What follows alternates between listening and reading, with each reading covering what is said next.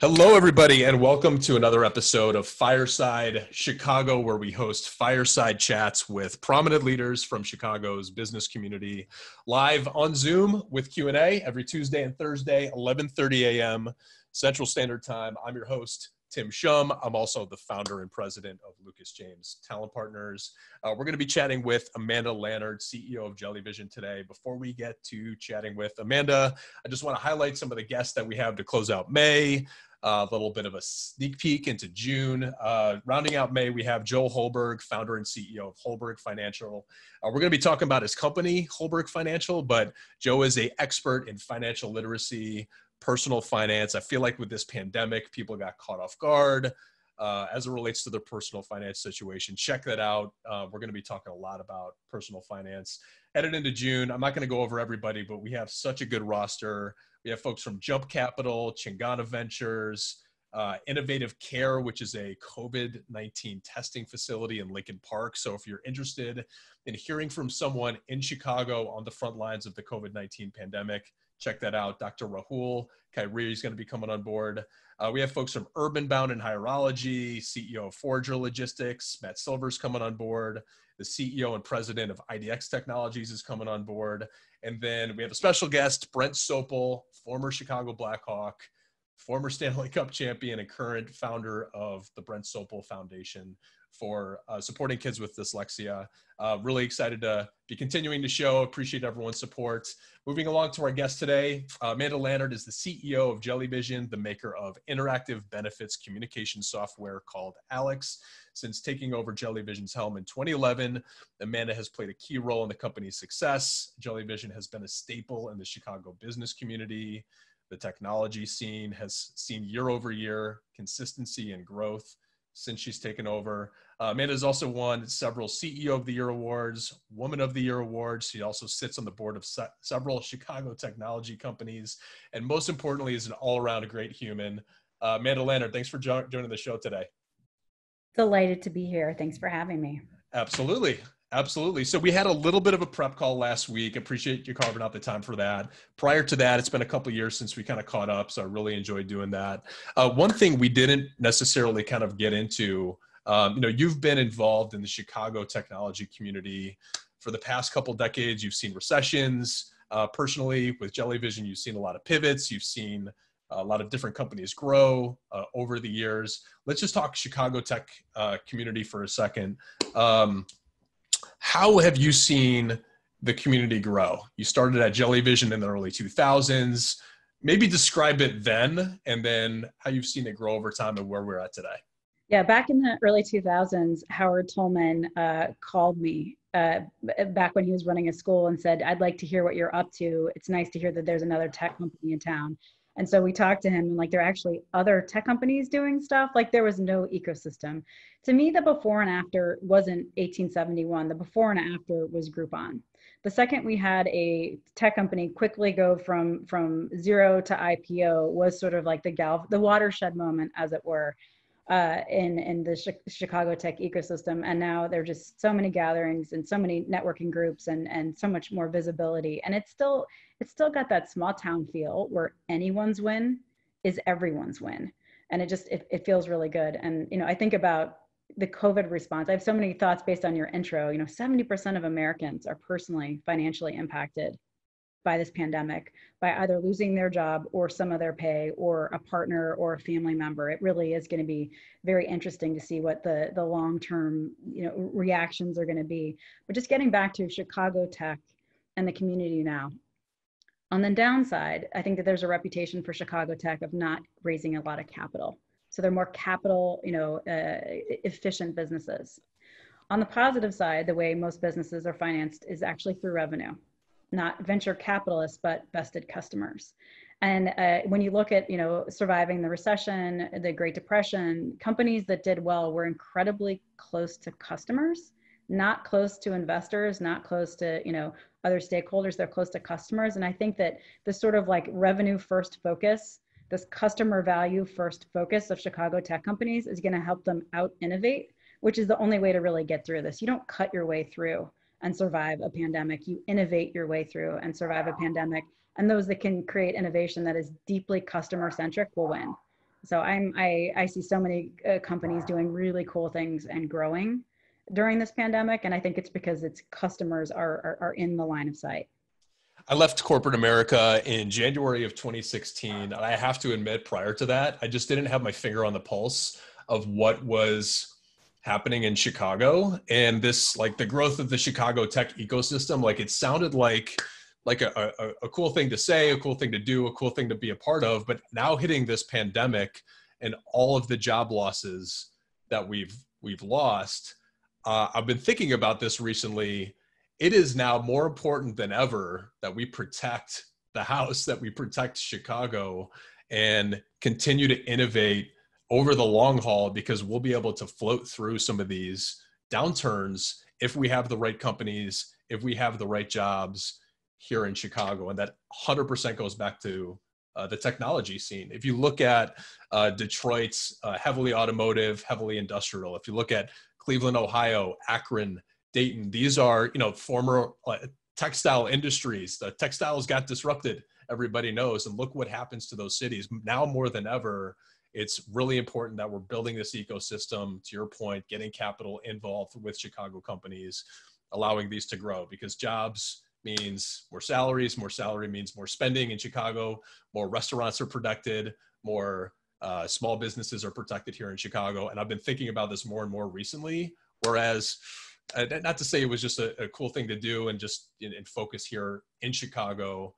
in the tech scene, but now more than ever, you're starting to see it in the unemployment reports that are coming out.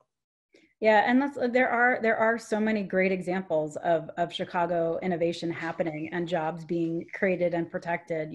Look at Tock. Tock was a ticketing system for restaurants that became a facilitator of to-go orders in 5 days. They completely changed their business, and it's now all Tock to go. Farmer's Fridge went from, basically being in offices to now they're like direct to your home delivery of salad so you can eat healthfully during, coronavirus, and they're feeding frontline workers. So many companies just flipped on a dime because they were able to talk to customers and understand how the situation was changing. It's impressive. It's every bit as scrappy as the coast, but it's maybe a little bit more focused on like value creation from customers instead of just, share price. I completely agree with that. And, I've been thinking about, there's this documentary called Something Ventured. I think it's on HBO now. Have you seen that? No. Check it out. For the attendees, check it out if you're interested in just tech in general. It's basically the history of Silicon Valley.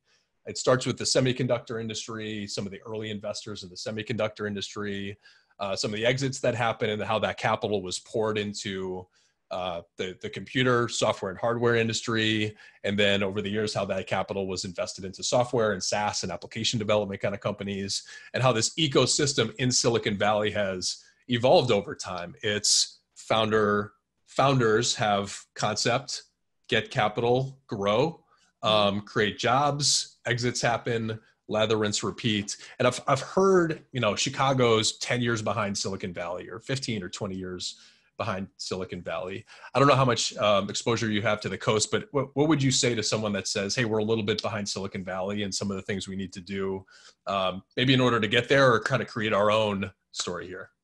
Yeah, I had a chance to hear Scott Dorsey at a dinner talk about what they're doing in Indianapolis. And, he had a huge exit of ExactTarget being bought by Salesforce.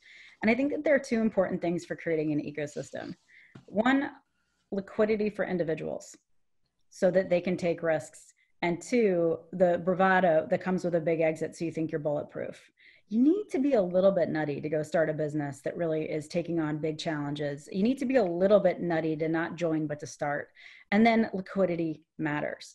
I think that when you look at some of some of our recent exits, like CleverSafe, one of the numbers that Chris Gladwin, the CEO and founder of CleverSafe, said that was so important was something in the 70s. And he created 70 something millionaires. And those people go on to then start businesses. So it's like Groupon created a lot of liquidity, but mostly for Lightbank. Lightbank was the big owner, and has Lightbank gone on to do, yes, important things? Totally. But when it's better distributed amongst the founding, team members and employees, those people are then more likely to be the women and men founding the next generation of companies. So I don't know if it's like before or after, it'll always be different. I just think it's always different. And it's more important to say, are we creating jobs? Are we growing companies that solve valuable problems? What if we measured based on revenue, not on capital raised? Are we behind, or is it just slightly different? I'm a big time sort of hype person for Chicago tech. And I don't think we need excuses or comparisons. I just think we need to solve real problems, really make sure that we keep our tech talent here, because we're certainly producing a lot of it, and build companies that really have valuable technology, solving difficult problems, and it'll all work itself out. I think, you said a lot of things there that I agree with that are, that are huge, especially right now. Your last point on bringing tech jobs here. I'm from the recruiting business. I see data on recruiting. The technology-based occupations are the wave of the future. The more jobs that our city can get as it relates to data, BI, AI, machine learning, the better. The more companies that we can get that are founded based on those principles, the better, right? And I think those jobs bring people. Those jobs bring good paying jobs, good paying salaries. And then again, it kind of cycles through that system. Hopefully those produce exits. Hopefully that produces liquidity, and hopefully that produces millionaires and more entrepreneurs. I think there needs to be a sense of risk taking, but also, confidence to go out on your own and start businesses. And there also has to be confidence for some of the capital partners to invest in some of these crazy ideas. Yeah, for sure. Absolutely. Let's talk about the pandemic a little bit. You recently had a post on LinkedIn that got a lot of visibility, comments, traction, just on remote working. You run Jellyvision, I run my company. There's a lot of us in the same boat that this is affecting us in different ways. But for most white collar knowledge workers, working from home 100% of the time for the first time, maybe talk about your experience running a company remotely over the past 2.5 months, your post, maybe some of the responses that you got. Yeah. So first, let me apologize, because I'm about to describe Jellyvision's offices in a way that will make introverts die a spiritual death. So just forgive me. There are plenty of introverts at Jellyvision, but it is a bustling environment. It is bench style seating. Very few people have offices. It's a very open culture, and it's high energy. People comment as they're sitting in our lobby that people are walking by smiling, and it's true, and it's voluntary. It's not mandatory to smile, but there's just like a lot of pleasant energy. And so we were pretty quick to send people home, and we're going to be pretty slow in bringing people back. Social distancing is the only way to keep people safe. Our number one priority is the safety of employees. So we're just not going to rush to bring people back, because it's working pretty well having everyone remote. We use Slack and Zoom and all that stuff day in, day out anyway. So our transition home was pretty seamless. So when I announced that we would not be reopening the offices until September 1 at the earliest, I expected backlash. I expected disappointment with that decision. And over 70% of our employees, in fact, appreciated it. So there is a sense of like a bunch of extroverts. They are in their condos dying, but there's also a sense of like, it doesn't feel safe to have to go to work. And so we're trying to figure out how to create a balance. But the first thing is, people, what will it be like when we go back to work? Point number one is we are at work. People are already, they're working. They're just not working in offices. So the question is, what will it be like to go back to offices? And I, as a leader, just kind of put on LinkedIn, I am used to walking around, running into people, hearing what's going on, building relationships in that kind of way. And it created all this sort of organic visibility where I could give props and I would know what was going on. And I was like, oh, you should talk to this person. And just like, like shop talk in a really organic way. And I have found when I, try to pop a meeting on somebody's calendar and be like, let's do a Zoom with the CEO, people are like, why, am I in trouble? Like, no, I want organic conversation again. And there's nothing organic about scheduled meetings. There's nothing organic about it. So I went to LinkedIn and I was like, how do people do this organically? And there's a big difference between everybody working from home versus some people in the office and some from home or some remote. Like, I also think that there's a big difference of, we know where everybody is right now. Everybody's in their houses. If we say you don't have to come back to the office, but suddenly we begin remote work, then there are security issues and time zone issues and a whole host of things start to become more nuanced and more challenging for like bridging the communication divide that aren't applicable when everyone is sitting predictably in their homes in a Chicago time zone, et cetera. So I was just kind of asking for advice about how to navigate it, mostly because I am seeing challenges with the way I have been used to leading. And I know I have to once again reinvent myself and reinvent what is effective. And I was just looking for tips, and people on LinkedIn were great. It hit some kind of nerve. People were thinking about it, and we're trying to figure out, all right, when do we go back to the office? If we go back to the office, how is it going to be different when a lot of people aren't going to join? Technologies that are brilliant when everybody's remote are less effective when you have some people sitting in a conference room looking at each other, and then some people watch each other from a Zoom perspective. So those were some of the themes. We are working. Are we going to be working in an office again?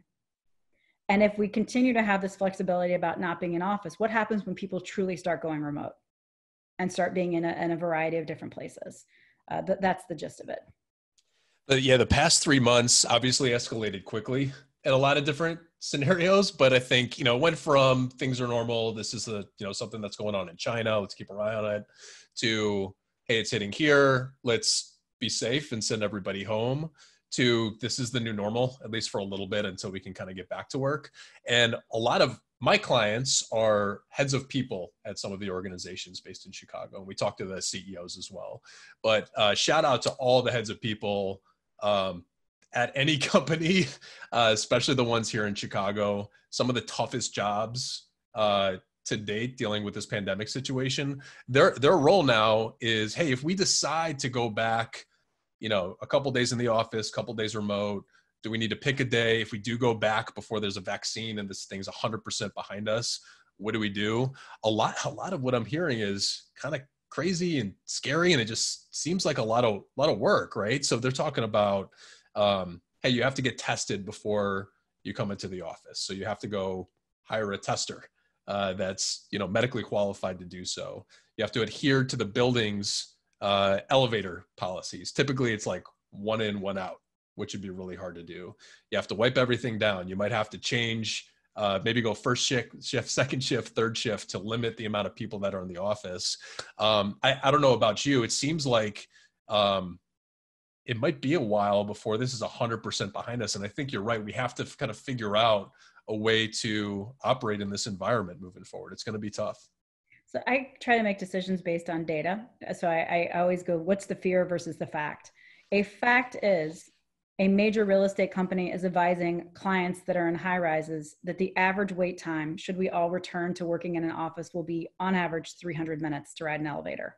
That's just based on capacity planning, the density of high rises, rush hour timing, and so on. Like, I go, you can't wait 300 minutes for an elevator. That's not going to happen. No one's going to wait 5 hours to take an elevator, then basically, exit again. So I think work as we know it, work as we imagine it, is for sure going to evolve. It has to. With social distancing being enforced, it's going to be different. We're in a locked building with bench style seating, and we're talking about, do we put up plastic dividers? Do we do shifts to make sure that we have no capacity? How do we have coffee? All our great HR ideas where it's like one coffee pot to like force people to cross paths. We're like, now that's dangerous, and we have to undo everything that we so intentionally did. And so I think there are a lot of questions about how to keep people safe. And then you have to be effective, but you start with safe. And that hasn't been quite the challenge it is now. It's a material challenge, like safety and health are first and foremost. So yeah, shout out to HR. It's not an easy gig. No doubt. Attendees, any questions for Amanda? We're going to get into those in a second. You mentioned having to just consistently evolve as a leader. And I'm sure, like myself, you're always doing that regardless of the situation. How do I get better? What are my blind spots? You're right. This is a very, very, very new challenge for most folks. Just in the past 3 months, what are some of the things that you're thinking about in order to operate in this environment as a leader?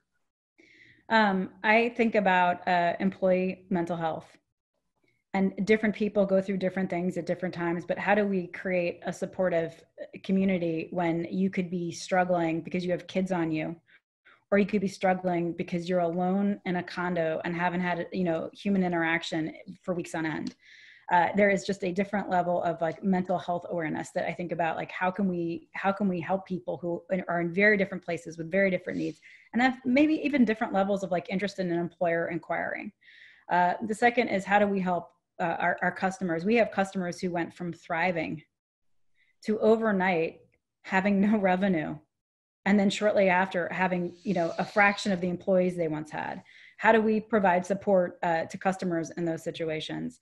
And then how do we think about productivity? What are reasonable expectations for productivity when life isn't normal for any worker? Like, how do we sort of project and plan and have reasonable standards for productivity when, I think you heard my dog barking. I kept muting because my dog was barking and the kids are going crazy. It's like, I'm trying to be an adult. We're trying to adult. And it's different. So, and I think about how does communication style, how does communication change? I've started doing the monthly all hands. I just talk to the company, is that enough? Should I be doing weekly all hands, or is that overkill?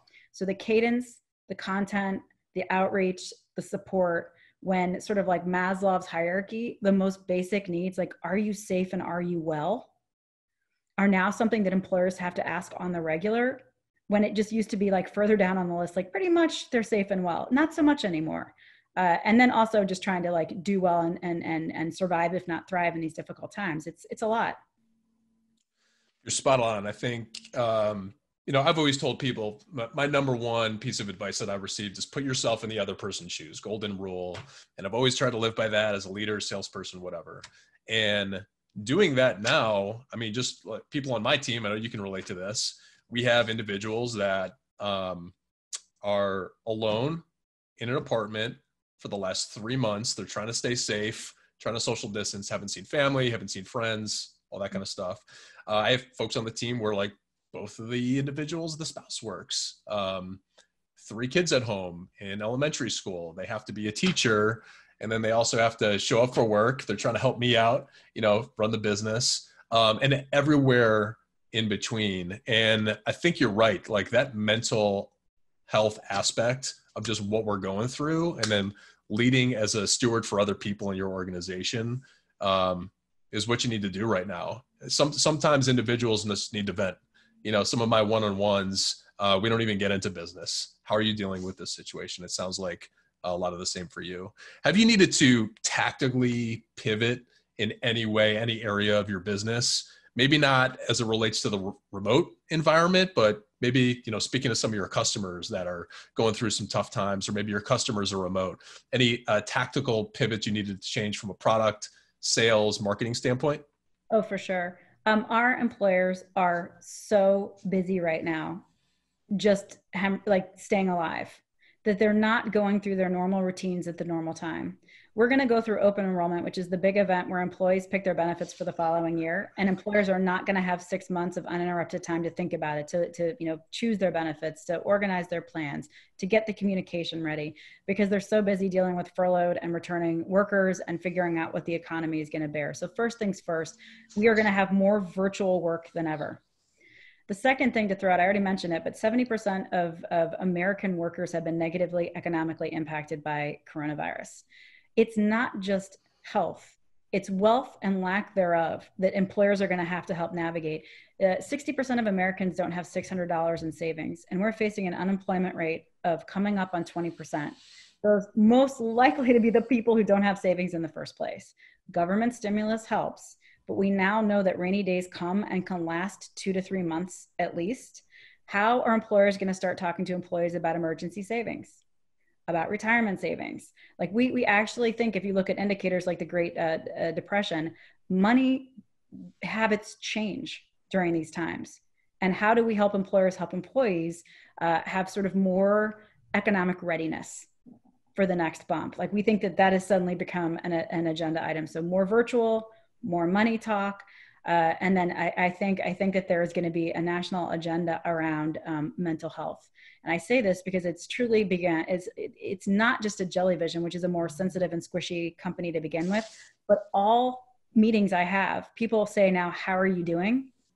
And people pause and actually answer genuinely, right? It's just like, there's a whole new, like, we're in this together, and it's like, you're allowed to have a bad day. And so I think people, having sort of higher EQ at work, it may not be for everybody. There are going to be companies that like don't subscribe, but I just think that this has caused such stress and such disruption that health and mental health are one and the same now.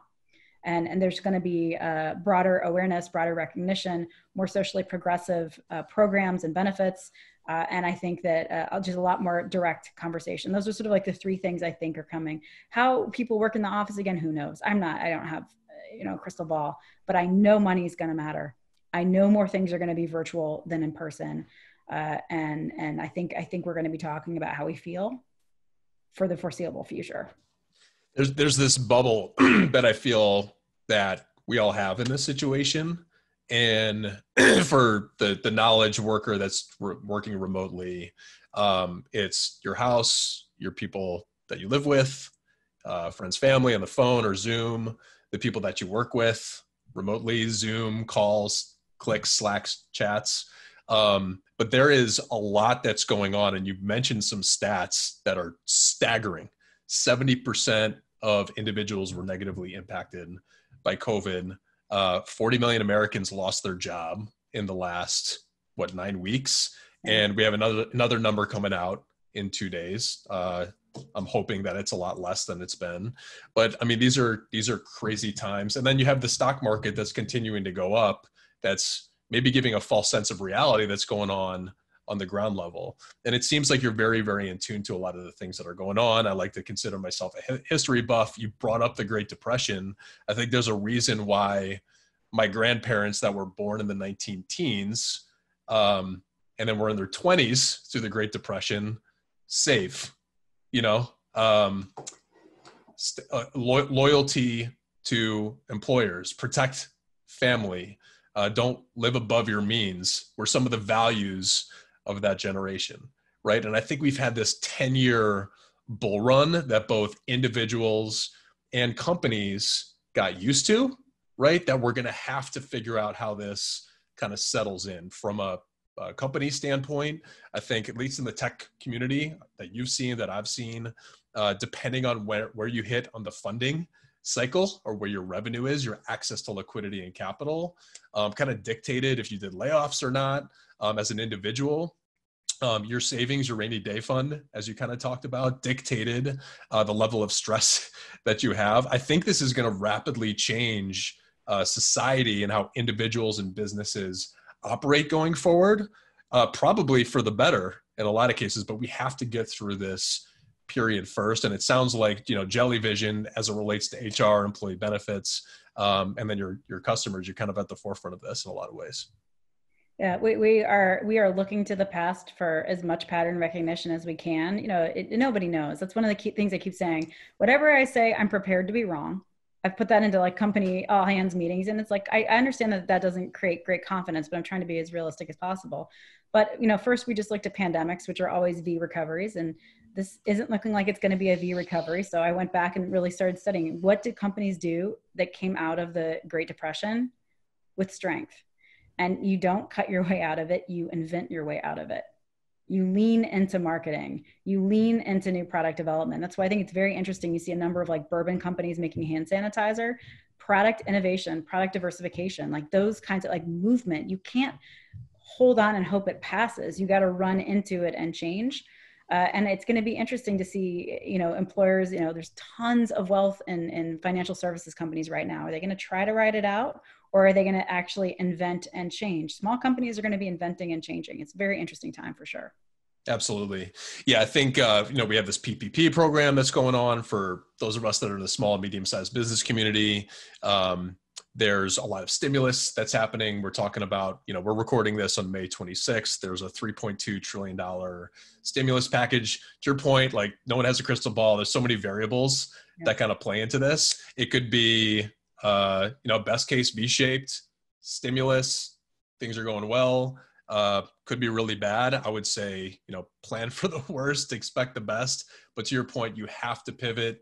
You got to lock arms with your team. We got to get through this together as individuals, as a team, and as Chicago. Amanda, thank you so much for carving out some time for myself, the attendees. We're going to be turning this audio into a podcast. Any last words that you have for the attendees or the listeners? Yeah, I just dumped a bunch of doom and gloom for sure about it, but it is important to remember that we are all in this together. And when I say all, I mean globally. we globally want to get back on track. It's not like China has the upper hand or Europe has the upper hand. We are all equally impacted, and we'll all lock arms and get back on track together. And I think that is one thing I keep in mind, is that there are aligned incentives for recovery and stability once again. And that gives me hope. Amanda, thank you so much. For those that want to check out Jellyvision or want to connect with you, how can they do so? Through LinkedIn or jellyvision.com, JELLYVISION.com. Thank you so much, Tim. Take care. Have a good rest of the day.